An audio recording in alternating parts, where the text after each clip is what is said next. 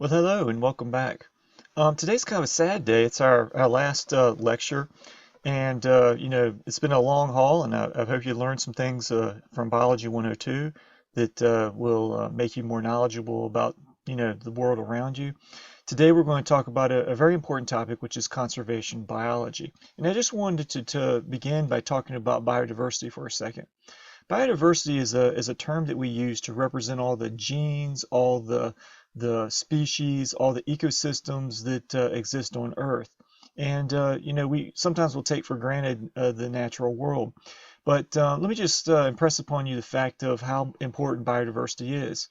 Most of our food comes from wild species. I know we have domesticated them, but originally they were wild species, and now when you go to Walmart or any grocery store, all the things you see there were once wild species, and now we enjoy them as food. Building materials come from nature. If you look at your house, it's mostly made of wood, which is a building material that came from nature. Over a half of our medicines that we buy at the pharmacy are made from natural products. Natural products are things that inspired us to make new kinds of medicines and to think about making medicines in the first place. The air we breathe comes from algae that lives in the ocean and plants that live on land. So that's an underappreciated resource. Clean water and clean air both are caused by organisms that live on Earth.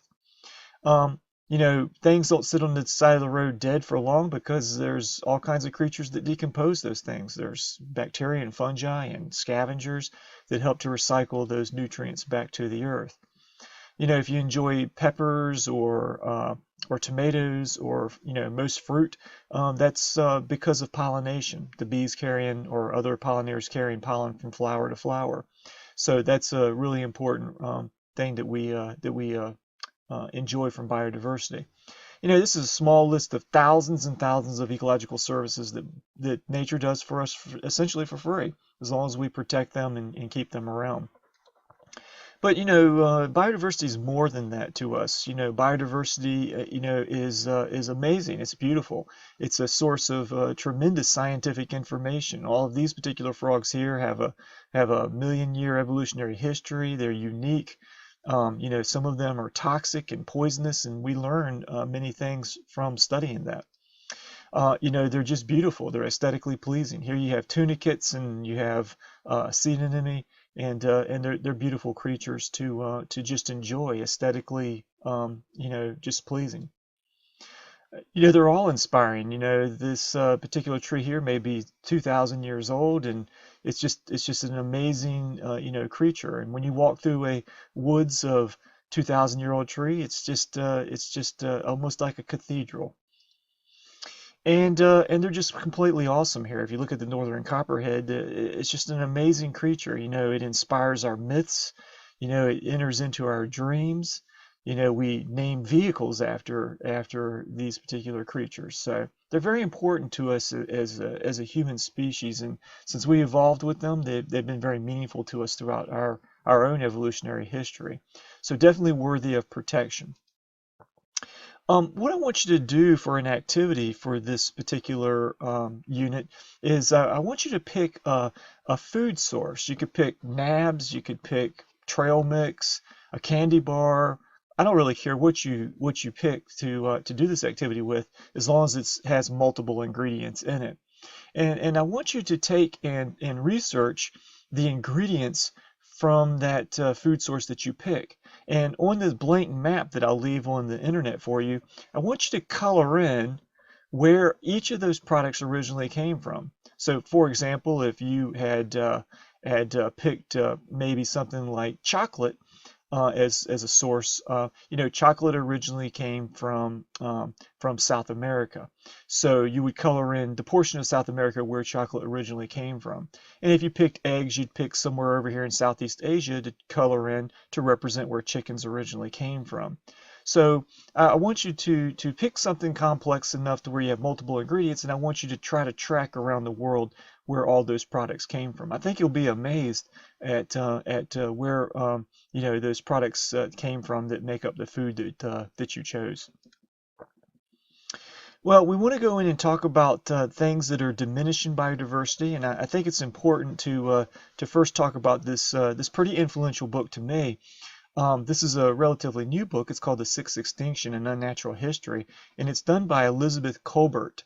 And basically, she writes about the major mass extinctions that have occurred on Earth, and then she talks about the one that's occurring currently that is human induced. So if you're a reading person, or if you like to listen to books on tape, go to your Audible account and check out this book. I think you'd really enjoy it, and it'll be a real eye-opening experience for you to understand, the value of biodiversity and then what's actually diminishing it.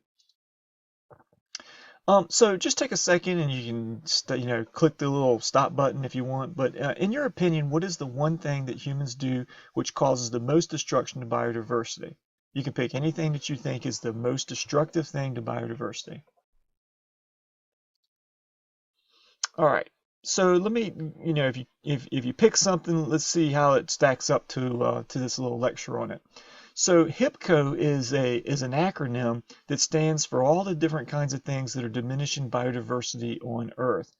The H stands for habitat destruction, I stands for invasive species, P stands for population, the second P stands for pollution, C stands for climate change, and O stands for overharvesting.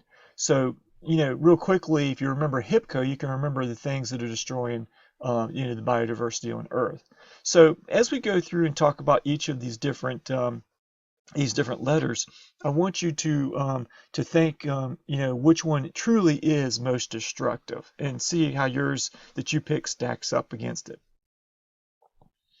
Okay, so for our first letter in our acronym HIPCO, it's habitat destruction. So habitat destruction is very familiar to you. You see it all the time.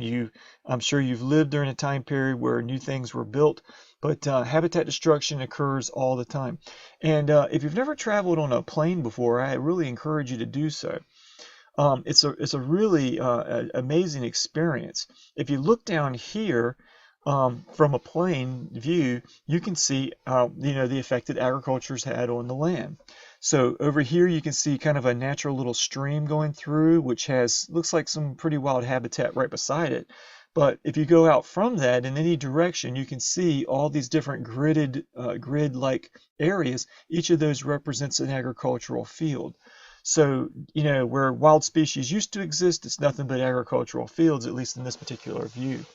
So habitat destruction can include many different things. It can include deforestation. It can include the erosion of soil, thus degrading the land. Rangeland degradation is where you have grasslands that are becoming deserts.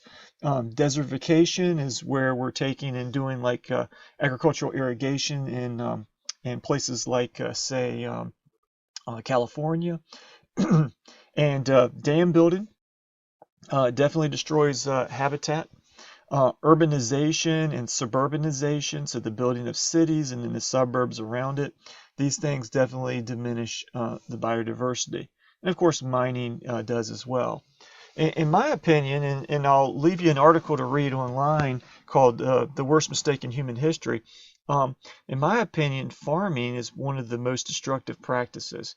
I mean, if you just look at farming, you can see it from an aerial perspective. And if you go to places out west, it's just like tons and tons and tons of farming that is diminished to biodiversity. Farming also causes deforestation. It causes soil erosion. It causes degradation. It causes salinization of the soil. Most of the time, we build dams to provide water for agriculture. And even mining, it goes back to farming as well. You have to mine phosphate in order to make fertilizer. So farming also produces agricultural runoff. It produces lots of waste products from animals that go into the water. And then, of course, you have to use fossil fuels in order for farming to happen. Also, all the farm products have to be trucked using fossil fuels to the grocery store. Now, you might think, well, no, Mr. Gibson's anti-farming. I'm not anti-farming. It's just I want I want you to understand the effects that all the things that humans do have on nature. And if we understand how destructive they are, then perhaps we can make better technology in order to, and better techniques in order to preserve some of the natural world, in addition to growing food that we all need and enjoy. So just a couple of things in our area. In the Appalachian Mountains, we have strip mining. So if you were to go to a place like extreme Southwest Virginia, or even West Virginia, even places out west, there's what we call strip mining, and this is also known as mountaintop removal. So you can see they've taken a mountaintop and they've removed all the coal off of it, and of course that leaves a complete habitat destruction. This is terracing, and so if you go to some places in Asia, you'll see they grow lots of rice there. And what they do to a mountain is they terrace it. They make it flat, and then they have a little terrace there, and then they make it flat and a little terrace. What this does is it helps water, as it rains, it helps water to move less violently and more slowly down the mountain slope so that you don't get erosion. It's actually pretty ingenious, to be honest with you. It's amazing that humans developed the technology. But you can tell that there are no wild species there. There is literally rice fields, and that is it. So that's not much different than mountaintop removal, except that you didn't remove the mountaintop, you just removed all the species from it. And you can see in the background here, there's terracing that's occurred all over the place in this particular scene. So in the United States, we have these beautiful redwood and sequoia forests, and this is one of the saddest pictures that I was able to find on the internet. And what this represents is a steam locomotive, and you have a railroad track there. But what you see on each of these little cargo um, whatever you call these things right here, these things that carry the cargo, you see that they've cut a tree down. This tree was probably several thousand years old. Now, this is something that you can never replace. Well, of course, in our lifetime, in our grandchildren's lifetime, in our great-great-grandchildren's lifetime, we'll never be able to replace these particular trees. You could plant the trees, but they'll never be 2,000 years old until 2,000 years from now. So that's a very sad picture showing you deforestation and the effects of deforestation.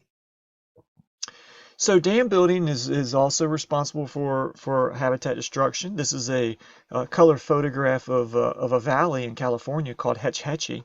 And this was a very famous valley to John Muir, who's one of the people that started the Sierra Club and really the founder of the modern environmental movement.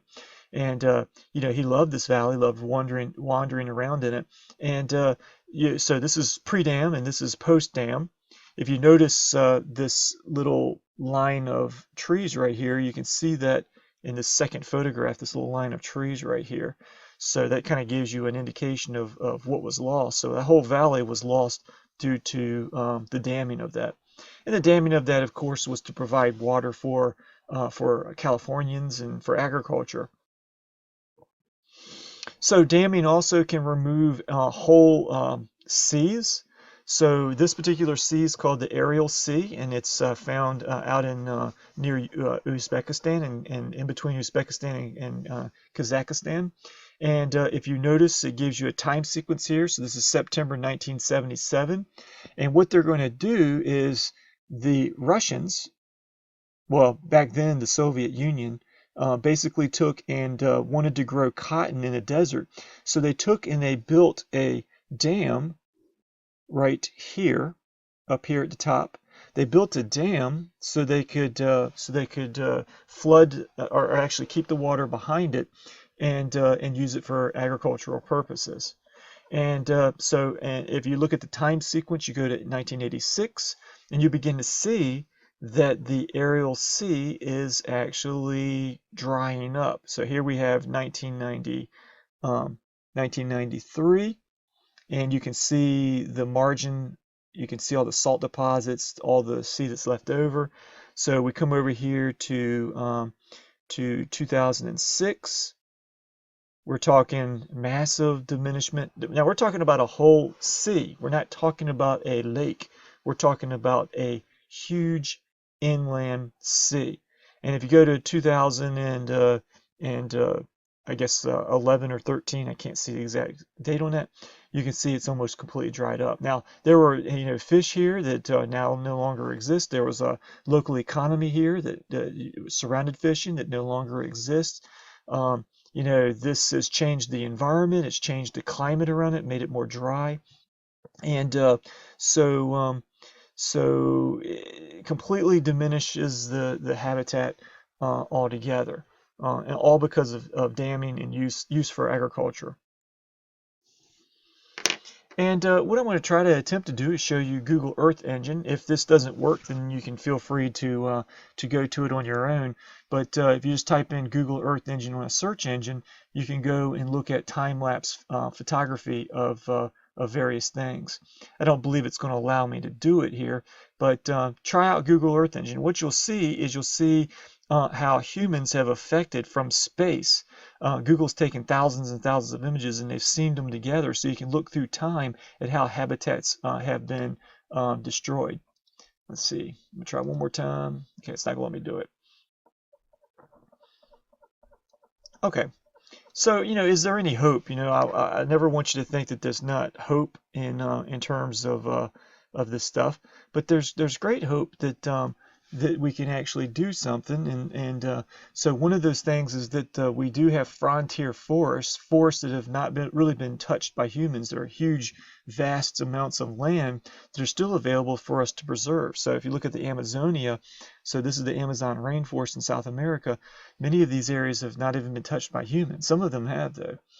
But it's a great area that we could protect into perpetuity if we decide that's what we want to spend our money on. The Congo Basin, except for the bushmeat trade, it's been relatively untouched, and that's in Africa.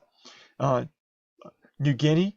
So if we go to Papua New Guinea, there are many areas in Papua New Guinea that are virgin rainforest that would be easy to preserve if we had the will to do that.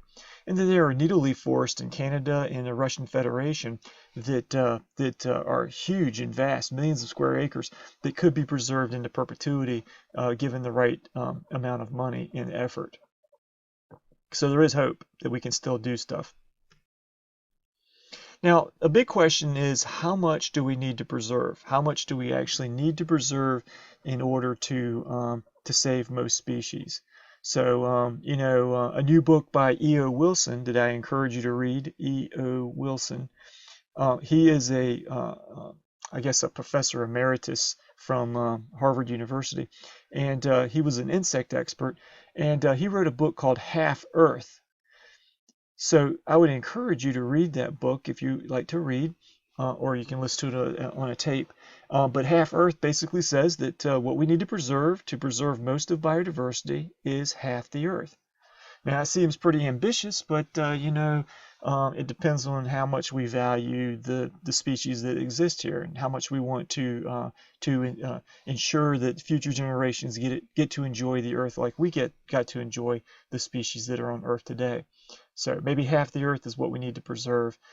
We definitely are not preserving half of it right now, and so it's something we can definitely increase in our ability to do.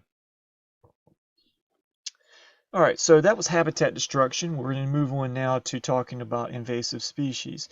When I was growing up, I had this little see and say wheel.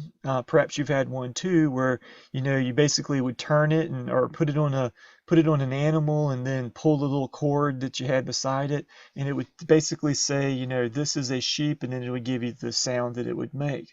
What I find to be strikingly odd about this is that every one of these species, except for the turkey, are alien species to North America. North America didn't have sheep, it didn't have dogs. Yeah, it did have the mallard duck. And the frog that's on the CNC, the sound that it makes is not a native species. We had horses that were introduced. Originally, horses were from North America, but they went extinct and then were reintroduced. And we do have coyotes here naturally, but chickens and pigs and cows and this little non-native species of bird and these cats, all of these are non-native species. And from a very early time period, we teach kids about these sounds, and we make it sound like they're natural species, but they're actually not natural species to North America. And these non-native species are called invasive species. And invasive species are also known as alien species. They're also known as biological pollution. And these just as definition, they include any form of life introduced into a new area by human activity. And these invasive species are estimated to cost us billions of dollars because they are agricultural pests and home pests. And this is a very, very, very conservative estimate about how much these invasive species actually cost humans in North America. This is a very destructive animal. The pig is one of the most destructive animals that has been introduced onto the earth. It's not native to North America, but it's introduced to various islands, and it eats and roots. You can see it's rooting right here, and eats native species at a very, very fast rate. It's a fast breeder, and it's a tough animal. It's a very impressive animal. So just a little list of species that we have, in North America that have been introduced. The starling is this bird right over here. And, it's a beautiful bird. It has beautiful sounds to it. I actually like starlings, but they don't belong in North America. We also have introduced goats and the zebra mussel. We introduced a fungus that killed all of our chestnut trees. Right now, there is this balsam woolly adelgid is an insect that's eating our hemlock trees and diminishing hemlock diversity. Fire ants haven't made it to Virginia yet, but they're coming. They do make it every once in a while, but they have a hard time surviving our winters. But they've been introduced from South America into North America. Of course, cattle. Brown tree snake is not in North America that I'm aware of, but it has been introduced to territories of the United States like Guam, and it's a very destructive snake. I'll talk about it briefly in a second. Purple loosestrife is a plant. Kudzu is a plant. Tree of heaven is a plant. Goats, very destructive creatures. They eat every single thing that they can get their mouths onto. Here's that zebra mussel I was talking about before. These were introduced from over in Europe, and these zebra mussels are growing like crazy. And they're just mussels, but what they do is they outcompete native species of mussels and clams, and diminish our biodiversity. They also block intake pipes, water intake pipes, and sewage pipes, and can be in terms of industry, they can be pretty destructive. There's that chestnut fungus. Here's the balsam woolly adelgid. And there's a fire ant for you to see. Of course, you're familiar with cattle, and this is the brown tree snake. This is the one in Guam that's gone crazy. It's been introduced to Guam, and it eats native species of birds. So in Guam, if you like snakes, they have one of the highest concentration of snakes that you can find anywhere in the world, and they're everywhere. These brown tree snakes, and they're mildly venomous. They can cause problems because they get into transformers and they get electrocuted and cause power outages. But the destruction to the endemic species in Guam is a major reason why they're a big problem. These little boogers over here are Asian termites, and these are the ones that have cost me thousands of dollars. I had to treat my house, and what they do is they come in and eat our wood, and these are the soldiers and these are the workers here. But they come in and eat our wood, and so, most of you will buy houses one day and have to treat for termites, and that's an alien species that you're paying for. Here's that purple loosestrife. It's a beautiful plant, but sometimes it crowds out our native species. You can see that kudzu covers everything over, and the tree of heaven is a very invasive species that oftentimes you'll see on the sides of highways. This is probably, in my opinion, one of the most destructive alien species, and I even have a cat. So Fluffy here, Fluffy is a major killing machine. You can see here it's grabbed a rabbit. If you have a cat, you know that they are incredibly well adapted to hunting. They're silent, they're deadly, they're patient. They have excellent, hearing and eyesight. They have whiskers that are little sensory organs. To me, it's one of the most fascinating animals that nature's ever made, and they're lethal. And when humans grow them in large numbers and feed them and supplement them with cat food, they can be very destructive to the environment. So this was an article I just picked up in 2013. It was in Nature Communications, and basically it was the impact of free-ranging domestic cats on wildlife of the United States. And I just put the little quote down here. There's a little quote from the journal. I should put this in quotation marks. But we estimate that free-ranging domestic cats kill 1.4 to 3.7 billion birds and 6.9 to 20.7 billion mammals annually. Unowned cats, that is feral cats, as opposed to owned pets, cause the majority of this mortality. Our findings suggest that free-ranging cats can cause substantially greater wildlife mortality than previously thought, and are likely the single greatest source of anthropogenic mortality of birds and mammals in the United States. Single greatest threat. Okay, these feral cats. So, you can go anywhere in where I live in Danville, Virginia, and you can see feral cats everywhere. Of course, there's domesticated cats too, but you go to local parks at night and shine a flashlight, there's feral cats everywhere. So this is something we're going to have to tackle. If we want to preserve biodiversity, we're going to have to diminish, these animals and their effects on the environment. So, why are these alien species so destructive, you might ask? So the competitive exclusion principle, which we've talked a little bit about before, states that when two species occupy the same niche and one has an advantage over another, competition will cause one to either move or go extinct. If you remember that example I used of the barnacles, the blue barnacle and the brown barnacle, that's competitive exclusion principle. So advantages that alien species can sometimes have is high reproductive rates. They can have a larger size or perhaps be more aggressive. They can be faster or more efficient. Oftentimes, though, the main factor that causes an alien species to be so bad is that they don't have predators and they don't have disease-causing organisms diminishing their population. So any advantage that it has with a native species where it's trying to occupy the same niche, any advantage will cause it to do better. And these are some of the things that can cause it to do better.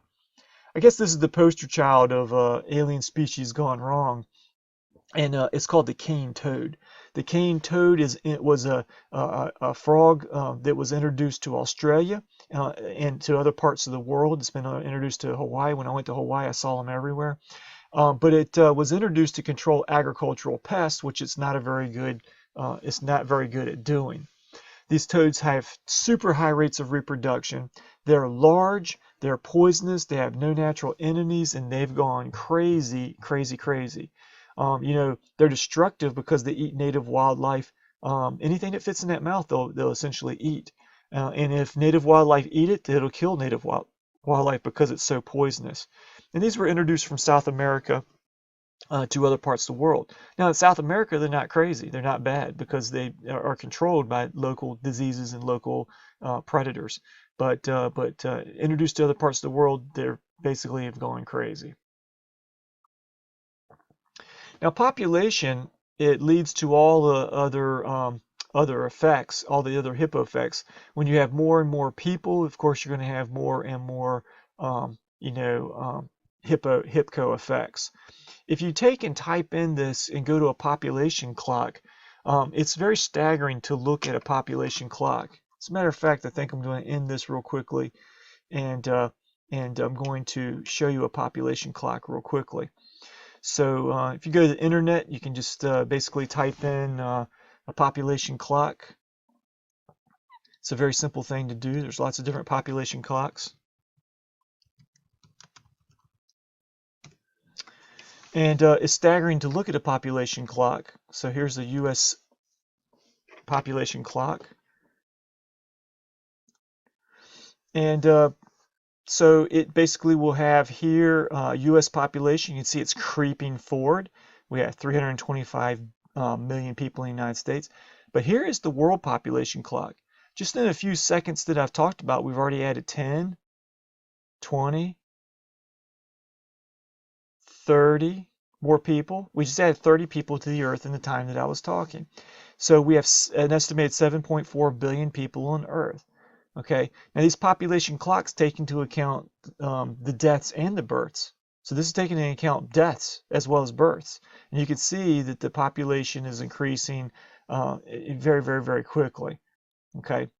So take a look at that. You can see that China has 1.3 billion people, India 1.2, and the United States is the third most populous country with somewhere in the order of 326, 25 million people.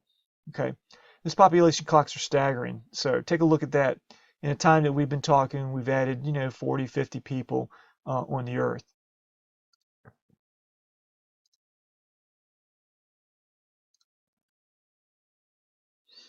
Our next HIPCO effect is pollution.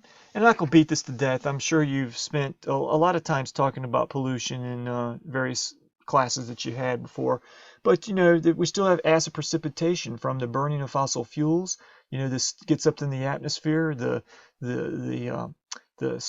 sulfur compounds, and it'll rain back as sulfuric acid. Also nitric acid as well. The nitrogen compounds inside here will come back as nitric acid. Carbon dioxide is a pollutant. Methane is a pollutant. We create carbon dioxide from burning fossil fuels. We create methane from agriculture. So cows, belching up methane from the breakdown of their food is a huge problem.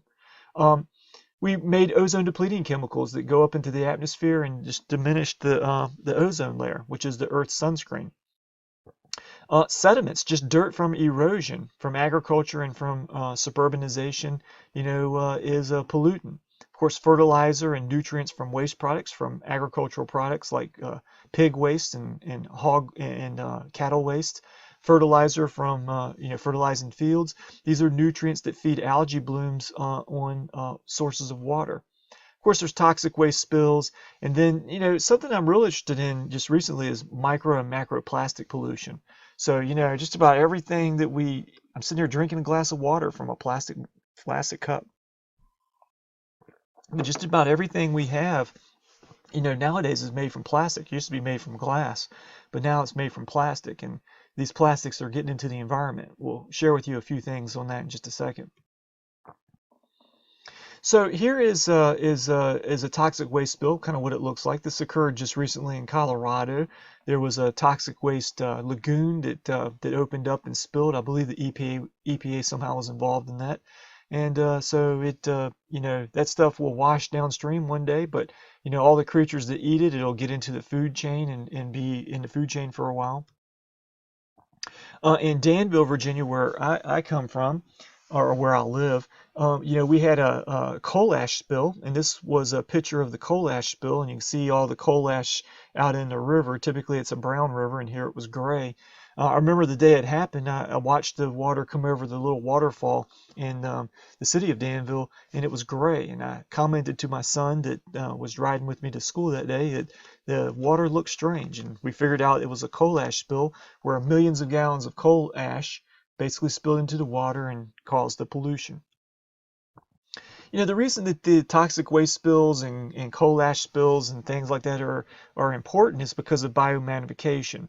So the poison gets into the water, and then as it goes up the food chain to the top level predator, which here happens to be this lucky human here, the poisons get more and more concentrated. Okay, and we talked about this before, but just wanted to refresh your memory about why that's important. So this is an agricultural field here, and you can see every time it rains, the dirt is washing off the soil, and that dirt will make it to streams, and eventually it'll make it to rivers, and perhaps eventually to bays in the ocean. Dirt is a pollutant because it blocks sunlight from feeding underwater plants. Okay, if you kill underwater plants, you kill the ability of the environment to create oxygen. You kill the food source for animals, and you kill the oxygen supply. And that's why dirt is a pollutant. In the Chesapeake Bay, dirt's one of the number one pollutants. Okay, blocking the water from getting sunlight. This is what dirt coming off of agricultural land looks like from space, and you can see it basically blocks all the underwater plants from getting sunlight. Okay, so it's a pretty bad pollutant. So all that fertilizer running off into the water will cause the algae blooms to occur. So algae feeds off of natural fertilizer. You can see this is an algae bloom. This happens to be a red tide. This is a little ship right here. And so this algae bloom is made from dinoflagellates, and it's toxic. It creates nerve toxins, and some of the reasons that whales beach themselves is thought to be due to these toxic algae spills. Of course, it creates problems for humans too, because this gets into shellfish that we like to eat for food, but it can be quite bad. And if you are down in Florida, sometimes they have algae blooms that smell really, really bad. There's that plastic I was talking to you about. How many plastic bottles do you use in a day? So, I mean, think about all the e-waste, the electronic waste. I mean, think of how many cell phones you've had in your lifetime, or laptop computers, or tablets. All those things create waste, and even when we recycle them, they create problems. So this is just a couple of pictures that are extreme, but it shows, this turtle got around one of these plastic ties, and you can see it's constricting its body. Here you can see that right there. It's really extreme, isn't it? It's amazing. Here's one of those plastic bottle caps. Those little plastic rings that stay on your bottle cap after you remove the bottle cap? That's an animal that got trapped in that, or had one of those bands wrapped around it. It's amazing. And what's kind of sad is when you go to some of the cleanest places on Earth, or at least it should be, like some of the islands in the Pacific Ocean where there's no humans that live, you can find birds. This is an albatross, a seabird that basically eats fish from the ocean.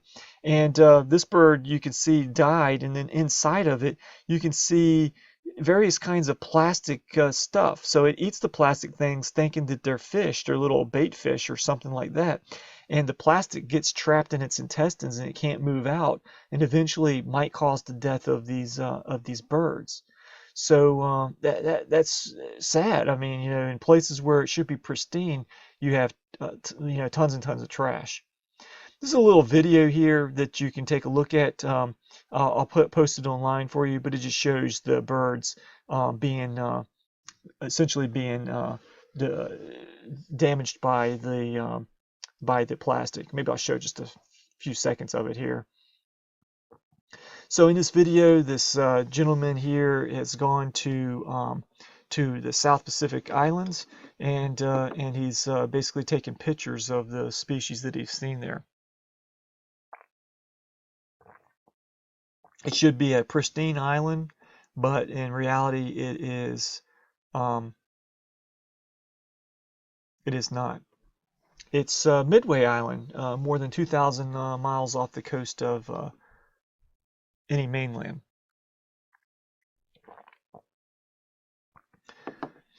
And these are basically the birds that eat the native species of fish around the islands.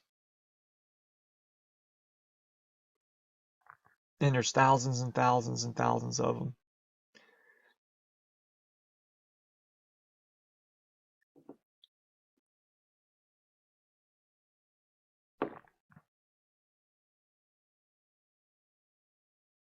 Of course, they come back and feed their chicks, and whatever they eat, they're going to, and this is showing you some of the birds, some of the things that are found inside of birds. So this gentleman's gone around and photographed this just to show how destructive that plastic can be to these beautiful, beautiful birds. Of course, you can watch the rest of it online, but a toothbrush, I mean, come on, a cigarette lighter, it's crazy stuff. So I'll let you take a look at that, and you can look at that on your own time. Let's see if I can get out of this now.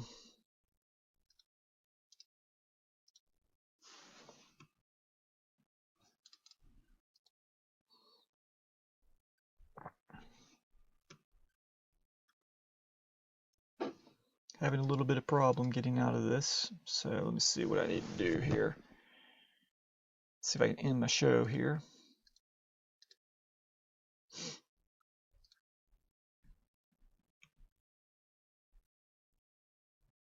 Maybe I can escape out of it. There we go. Let me escape out of that. Oh, I'm going to escape out of that.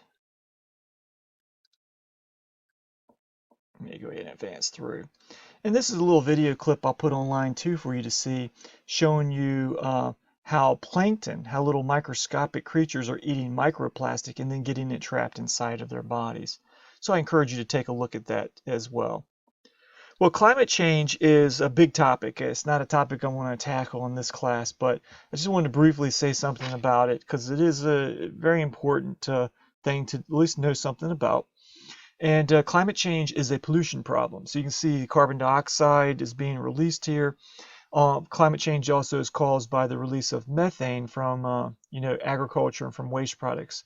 But also burning natural fuels releases some methane as well, or actually tapping in and harvesting natural gas releases a lot of methane gas to the atmosphere. And I just want to show you this particular graphic here.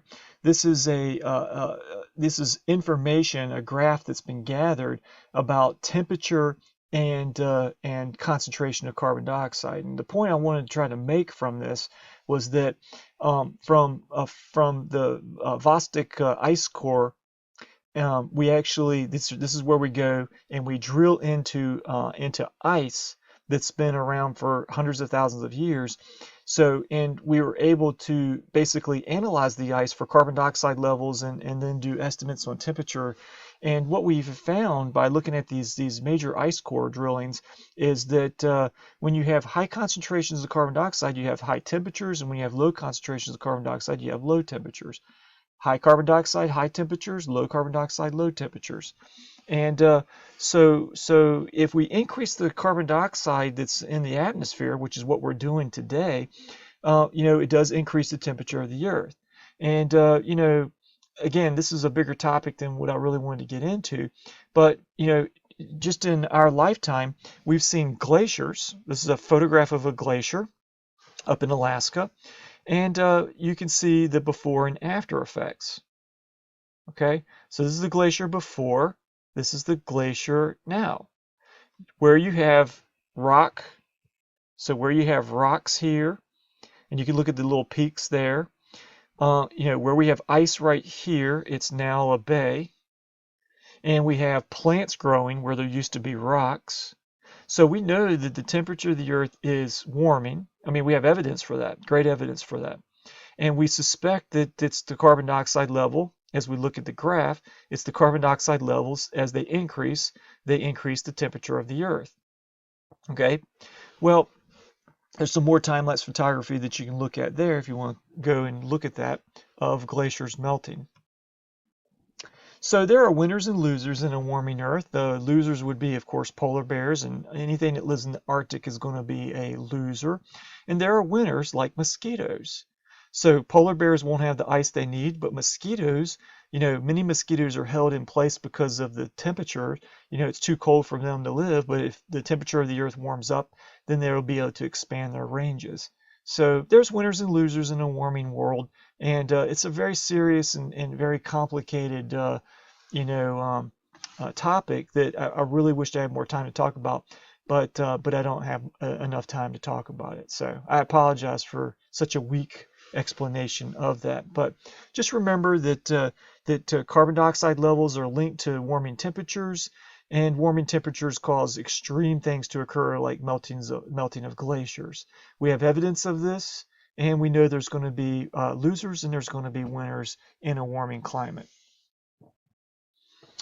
Okay, so overharvesting would be the last topic we're going to talk about. Overharvesting is where we basically go in and collect too many of the wild species. And I want to talk about Chinese traditional medicine for a minute, bushmeat trade, and poaching for profit. These are major ways that we are overharvesting species. Well, Chinese traditional medicine is a practice that's been going on for thousands of years, and it's where the medicines are made from natural products. So you can see anything it can be used in Chinese traditional medicine. So we can use snakes, and we can use turtles, and we can use seahorses, but any natural product is made from that. And I don't want to pick on Chinese traditional medicine. It just happens to be there's 1.3 billion Chinese people, and many of them use Chinese traditional medicine. And even in In Virginia, we've had, we have ginseng that's being over harvested for the Chinese traditional medicine trade, and we've even had bears that have been harvested, and probably other things I'm not aware of that have been harvested and sent over for the Chinese traditional medicine trade. So that's a big problem. We're eating the earth. We're eating everything out of it and making medicines from it. So this is something you can see in terms of creatures that are made for the Chinese traditional trade and for bush meat. So you can go to places and find bats and snakes and primates of different kinds, all different kinds of species for these bush meat trades. This is just bushmeat photos from bushmeat markets. You can find gorillas that are being used as food. Here's a gorilla head being used as food. So you can find primate skulls and predatory cat skulls and elephant parts. All of these are done in the bushmeat trade. Now this is an African example. There's been bushmeat trades all over the earth, but this is an African example of the bushmeat trade. Poaching for profit. So here we have various predatory cats. These have been seized by these very brave men here who are trying to fight poachers. And it's a life or death kind of circumstance here. There's a lot of money to be made from selling these particular skins, and that's just a sad thing to see. These predatory cats are amazing. And their reproductive rate is so low that if you overharvest them quickly enough, they'll go extinct very rapidly. Most predatory cats around the world are threatened or endangered or to go extinct. Here we have a mound of tusks. So poaching for profit. We use rhino tusk in a Chinese traditional trade, and we use elephant tusk for the ivory trade to make little trinkets and little things that we really don't need. So this is a travesty. Here's our own bush meat market. This is a gentleman standing on a mound of buffalo skulls. So in the United States, we overharvested buffalo, and they would grind these skulls up to make fertilizer. And of course, the tongues were harvested for meat. It was a delicacy, and the hides were harvested as well. But generally speaking, we probably did, at least in the United States at that time, probably harvested buffalo to get rid of the Native Americans, which relied on the buffalo, at least the Plains Indians that relied on buffalo. So that's a gentleman standing by just tons and tons and tons of buffalo skulls. We almost extirpated the buffalo. Essentially, we have limited them down to very few places in the United States that they live now. They used to be free-ranging and in the millions. Here on the East Coast, we had a bushmeat trade too. We actually harvested waterfowl. We harvested ducks, geese, swans, and shorebirds, and we would salt those, put them in barrels, salt them down, put them in barrels, and then send them to the cities to feed the people in the cities. And this was a bushmeat market. Here you see all the ducks that these gentlemen have harvested, and here I guess is a pan of shorebirds down here. But in the 1800s and early 1900s, there was a bushmeat trade. Here is part of that bushmeat trade here. These gentlemen have harvested turkeys and deer, and I guess here we have a coyote or something of that nature, a fox. Or, I guess it's a coyote. It's pretty big. And so the bushmeat trade, because of the bushmeat trade, we had to start making laws and rules and regulations. In Virginia, you used to very rarely see a turkey or a deer because people ate all of them. I mean, there were none of them. In Virginia, we extirpated the American beaver because of the fur trade.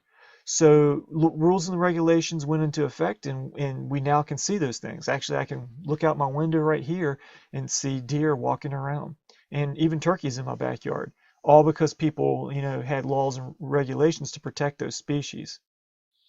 This is an egret right here, and this is a waterfowl species that we have in Virginia, in North America, and these actually almost went extinct because of the feather trade. We actually had in North America a feather trade for ladies' hats. These feathers, every one of these hats here has feathers from egrets that people had to have. And so we, almost extirpated these particular species. Thankfully, we had wise people that made a Migratory Bird Act that actually protected migratory birds from the feather trade. Okay, just crazy to think about what we've done to the wild species. But thankfully, people had the sense to make laws and regulations to protect and monitor these particular species. Unfortunately, in the United States, we caused the extinction of the passenger pigeon, the ivory-billed woodpecker, the Eskimo curlew, the great auk, and the Carolina parakeet. All of these met their demise because of overhunting.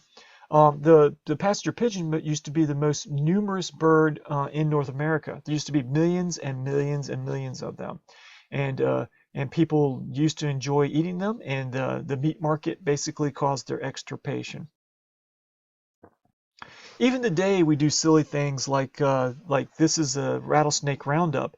In Texas, annually they have rattlesnake roundups where they go in and they have competitions to see who can collect the most rattlesnakes. They then kill these rattlesnakes and use them for boots and for other tan skin products. And to me, this is a travesty. I am an absolute snake fan. I love snakes. And anytime you overcollect any wild species, they're going to meet their demise and go extinct. Okay, so we're definitely overharvesting the oceans, and this is very concerning to me because the oceans are one of the most valuable and important habitats on Earth. Most people get their protein from the ocean. So if we overharvest it, then there are going to be a lot of hungry people. So let me talk about some of the things that are causing the overharvesting of the oceans. I'm going to talk about industrial fishing, false economic policies, bycatch, and then a little bit about aquaculture. These are some of the species we harvest from the ocean. So haddock, cod, hake, sardines and anchovies and tuna, crabs and squid. Maybe you've even had oysters or clams. Maybe you've eaten some of these things. And that's not a bad thing that you eat things from the ocean. We're natural species and we eat natural things. But if we overharvest them, they won't be there for the future. Okay, so let's talk about how we can literally catch everything in the ocean. So industrial fishing is a modern day way of catching fish.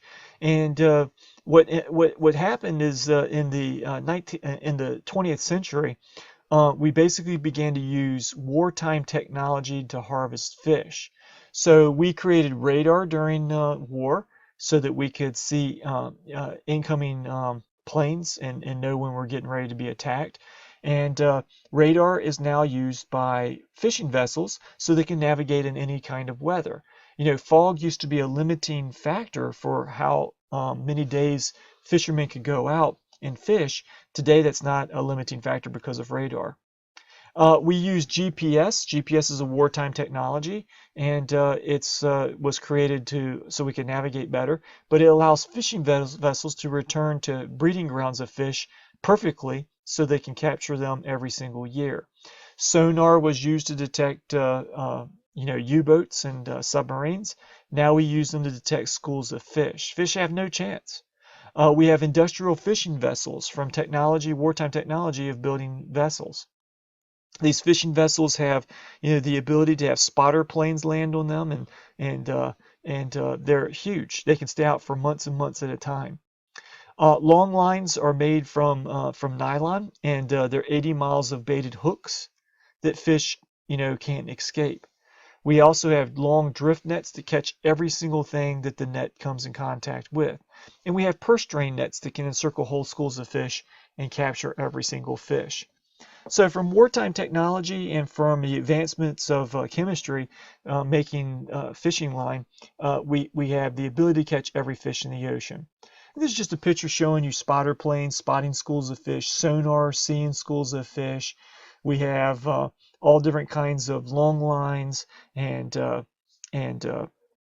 purse seine nets and trawl lines.